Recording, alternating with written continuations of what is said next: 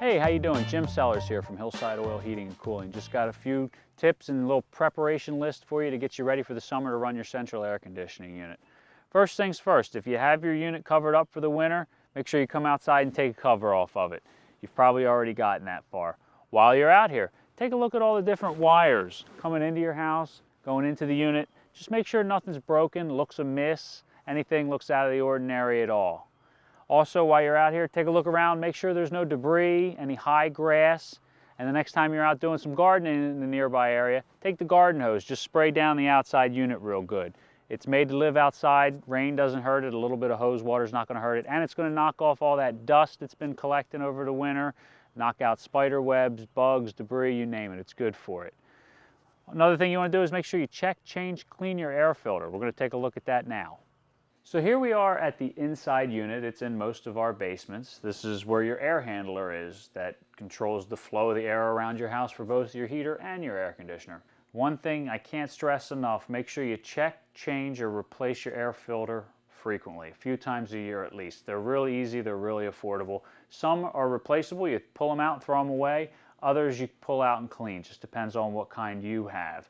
The air filter is your last line of defense of the air being recycled through your house before it gets conditioned and sent back out. So it's going to pick up all kinds of things. It'll pick up cat hair, dog hair, you name it, dust. What we have here is one that looks like this. And as you can see, it's a little, well, you just never know what gets caught up in the airflow of your house these days.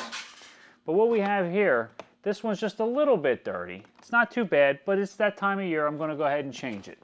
So if you take a look, we got another one here. You can see the difference in white. One is very clean. Most important thing you want to keep in mind is you want to find how your return air comes into your air handler.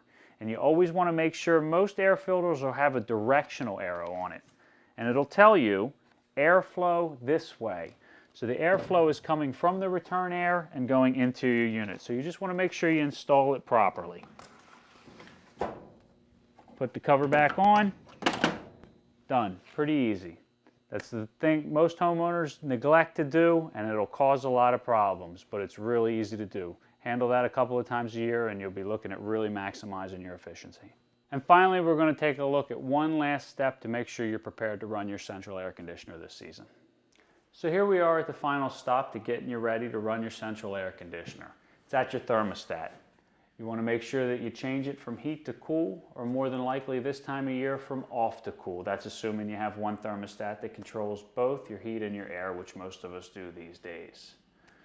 Set the temperature to your desired temperature in your house. Let the air conditioner do the rest of the work. That should make you comfortable. Hopefully these tips have provided you with some useful info.